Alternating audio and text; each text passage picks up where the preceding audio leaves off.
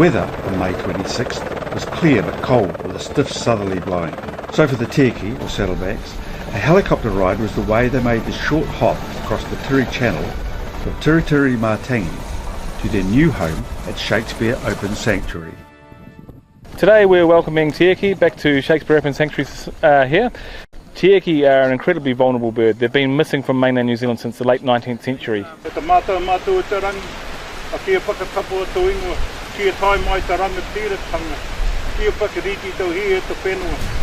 I'd just like to ask John Springer to come forward. He's built hundreds and hundreds of boxes, and unfortunately he's leaving us to go down to Christchurch, and this is our last chance to say thank you.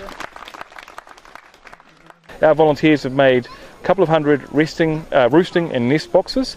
They don't particularly need those, but it helps make them comfortable. They're familiar with them on Matangi, and particularly as they move from the areas of the established forest into some of our younger growing forests where there aren't so many holes and cavities, the roost and nest boxes provide that safe place for them to spend the night or to raise families in them.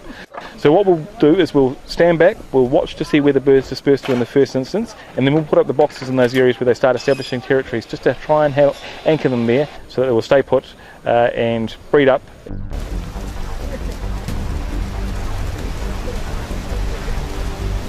So to bring them back to here means that we're confident that our pest management is working. We've kept Shakespeare Open Sanctuary, the 500 hectares, pest free for 7 years now. We had a catch team head up to Matangi. The birds were all caught in a couple of days, luring them into mist nets. They then get taken from the aviary and put into the boxes, which were made here by the Saucy volunteers, and it's great to have them here bringing some of these Tieke, the special birds, back here into our land. This is the Navy land.